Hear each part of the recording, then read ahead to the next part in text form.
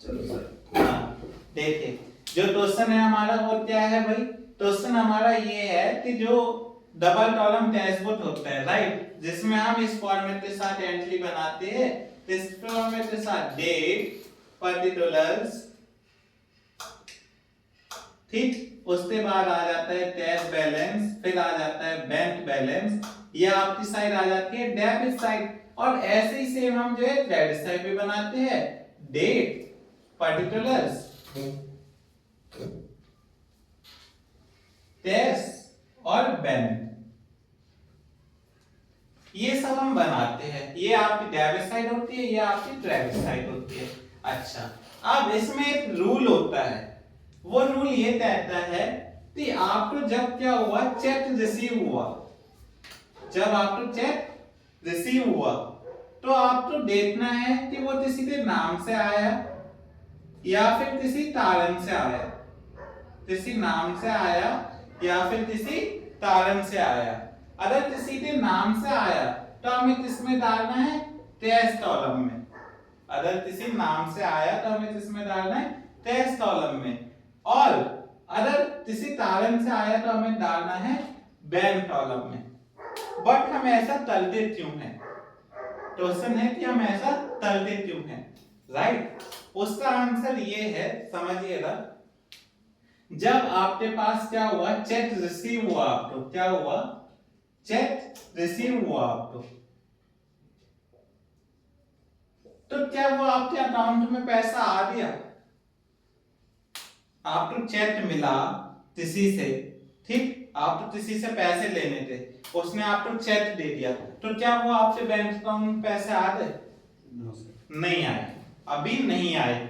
अभी वो आपको पैसा मिल गया है, इसकी गारंटी हो रही है, इसकी श्योर हो रही है, ठीक। क्यों? क्योंकि अगर चेक बाउंस हुआ तो आप उसके ऊपर केस कर सकते हैं, लीडर, राइट।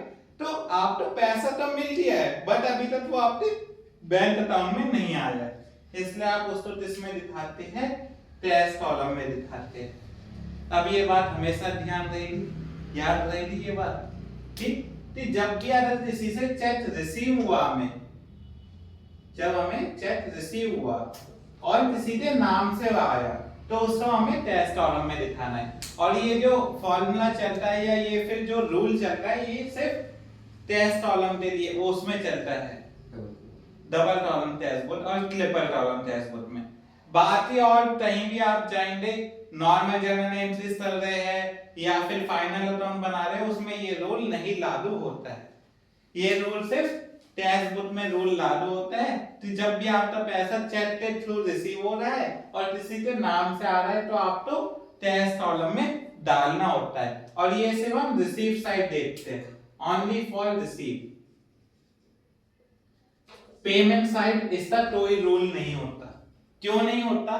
क्योंकि मान लेते हैं आपके जो है चेक से पैसा चले गया, ठीक, अब वो आपके बैंक अकाउंट से कटेगा तो है ही ना, आज नहीं तो कल बैंक अकाउंट से कटना तो है ही ना, इसलिए आप उसको क्या कर देते, सीधा बैंक अकाउंट से दिखा देते। क्योंकि कैश से पैसा नहीं जाएगा आपके पास, आपके पास से कैश से थोड़ी पैसा जाएगा, आपके बैंक अकाउंट से पैसा कट होगा जब आपका वो चेक लगेगा, जब वो चेक प्रेजेंट होगा, जब वो दूसरा जिसका आपने चेक दिया है जब वो प्रेजेंट करेगा अपने अकाउंट में, तो आपके बैंक अकाउंट से पैसा माइनस होगा, इसलिए आप उसको पेमेंट में सीधा चेक दिखा देते हैं।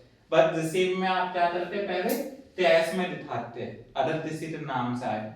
और अगर किसी हमें सीधा तालन ही पता हो कि इस तालन से पैसा आ गया है तो उसका हम सीधा बैंक अकाउंट में डाल देते हैं।